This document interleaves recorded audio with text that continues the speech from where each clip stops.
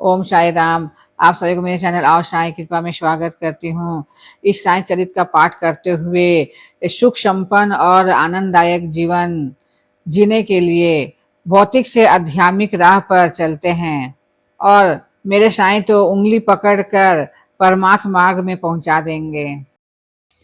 काका साहेब दीक्षित और नाना साहेब चांदोरकर ये दोनों हिमांशु पंत के बहुत ही परम मित्र थे और ये दोनों ने हिमांशु पंत से शिरडी जाकर बाबा के दर्शन के लिए कहा, लेकिन किसी कारण हिमांशु पंत ने शिरडी नहीं जा सके।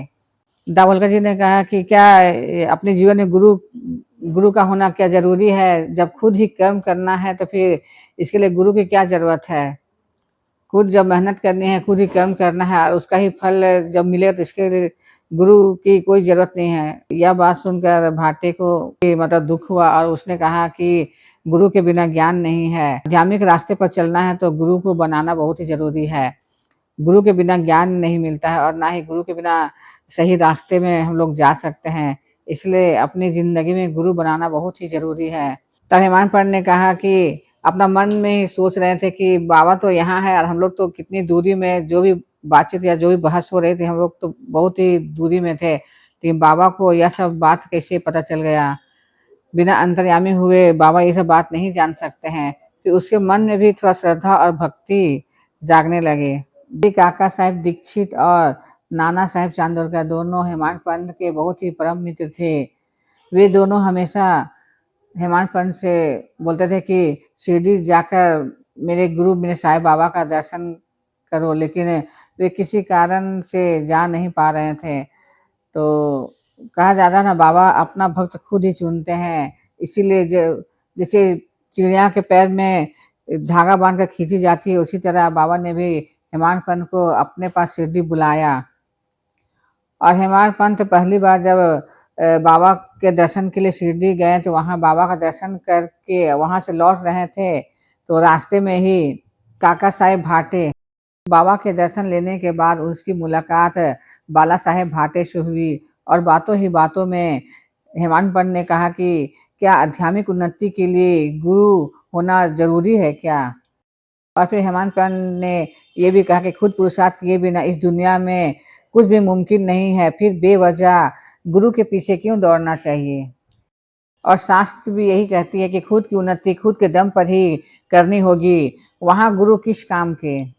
जी ने प्रतिपक्ष किया और कहने लगे कि इस दुनिया में गुरु के बिना कुछ भी संभव नहीं है, भले आप पंडित या ज्ञानी क्यों ना हो, आप कितनी ही मेहनत ही क्यों ना करो, लेकिन आध्यात्मिक उन्नति संभव नहीं है।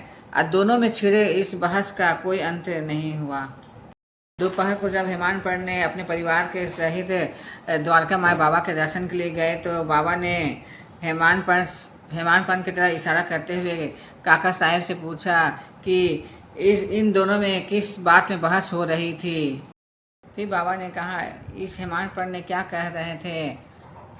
तो हिमांशु पंत मन ही मन बहुत ही शर्मसार हुए और उसने सोचा कि यह द्वारिका माई और साठीवाड़ा के बीच में बहुत अंतर थी, बहुत ही दूरी थी। फिर बाबा बिना अंतर्यामी हुए इस बात का ज्ञात कैसे हो गया? इस क्षण से हिमांशु पंत ने मन ही मन निश्चय किया कि अब बेवजह किसी बहस में नहीं पड़ेंगे। और बालाजी शशि कहते हैं कि गुरु के बिना ज्ञान संभव ही नहीं है और गुरु के बिना ज्ञान की उपज ही नहीं हो सकती। गुरु के बिना चित्त की शुद्धि हो ही नहीं सकती। इसलिए अपने जीवन में गुरु तो होना ही चाहिए। गुरु ही भवसागर से पार कर देते हैं और भौतिक से आध्यात्मिक राह पर ले जाते हैं। राम को भी अपने गुरु वशिष्ठ और कृष्ण को अपने गुरु संदीपनी के शरण में जाना पड़ा। पुरुषार्थ सहित गुरु भक्ति ही एकमात्र सच्ची राह है। अब बाबा हमें यही शिक्षा देते हैं कि अपने जीवन में एक गुरु तो चाहिए ही चाहिए जो हमें सच्ची राह दिखाए और परमार्थ की ओर ले जाए।